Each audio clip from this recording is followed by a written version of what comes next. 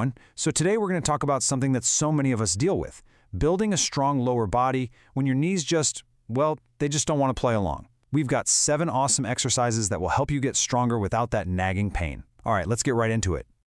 Okay, does this sound familiar?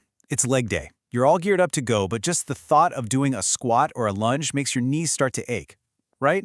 It's a super common problem, and it usually boils down to some muscle imbalances that are just putting way too much stress on that joint.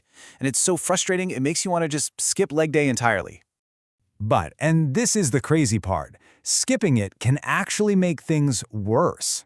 I know, it sounds totally backward, but by avoiding these workouts, you're leaving your knee joint even more exposed and vulnerable down the road.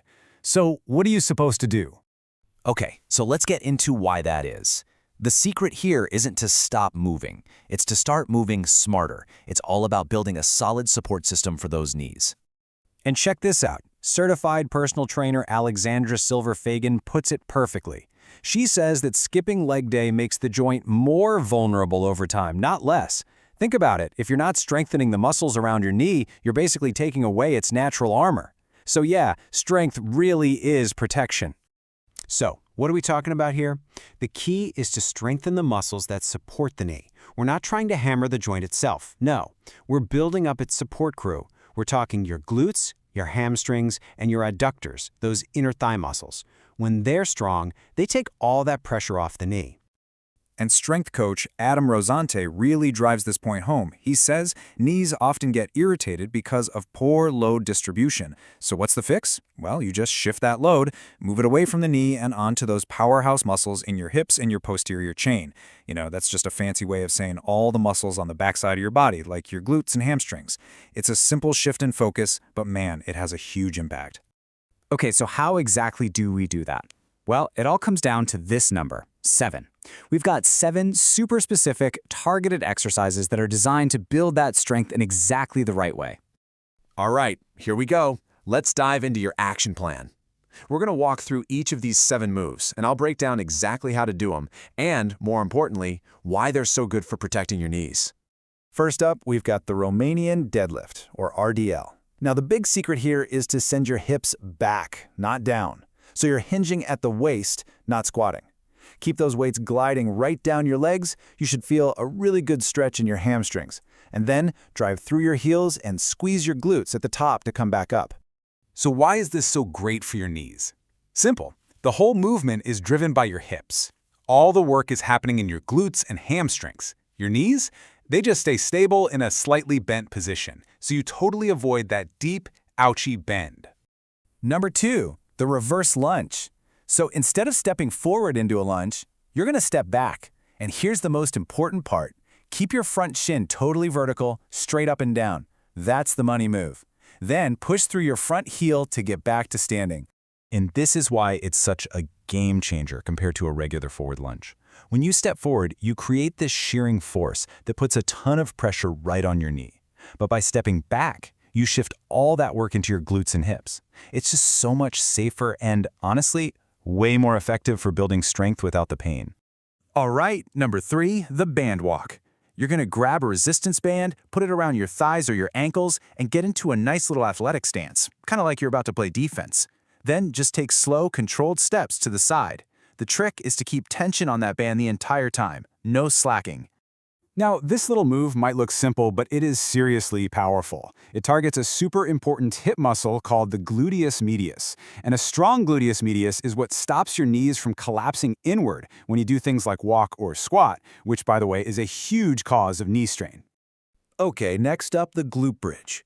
Lie on your back, bend your knees, feet flat on the floor.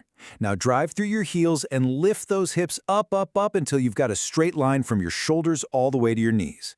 Give your glutes a good squeeze at the top and then lower back down nice and slow. And here's the beautiful thing about this one, and Alexander Silver-Fagan points this out again. Because you're on your back, there is 0 compressive load on your knee joint. Literally none. It's got to be one of the safest ways out there to fire up and strengthen your glutes and hammies, giving you all that support with none of the stress. Okay, for all of you who miss squatting but your knees just won't let you, try the sumo squat. The setup is everything. You're going to take a really wide stance and turn your feet out, maybe about 45 degrees. Now, as you go down, think about sitting straight down between your heels. Keep that chest tall, and make sure your knees are tracking out over your toes. That wide stance is what makes this whole thing so much friendlier on your knees. It dramatically reduces that stressful shear force on the joint. And bonus, it's amazing for strengthening your adductors, your inner thigh muscles, which are super important for knee stability, but let's be honest, they almost never get enough love. Moving on to number 6, the step up. You'll need a low, sturdy box or a bench for this. Put one foot flat on top and then drive through that heel to stand all the way up. But listen, the most important part of this exercise is the trip back down. Lower yourself back to the floor slowly, with total control. Don't just plop down. And why is that so important?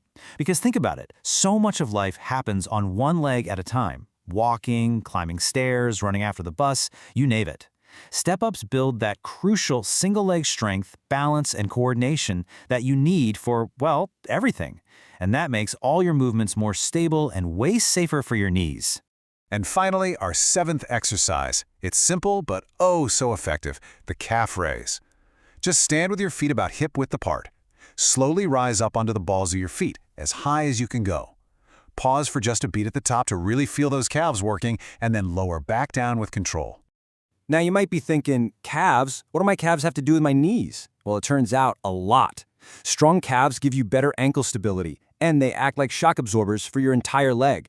So every time you take a step, less of that impact and strain actually makes it up to your knee joint. Pretty cool, right?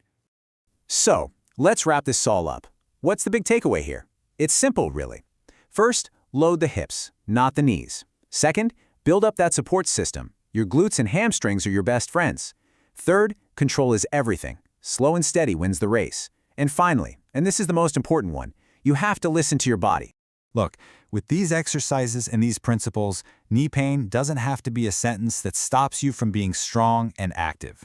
You've got the tools now. So the only question left is, are you ready to finally reclaim your leg day? Thanks for joining me.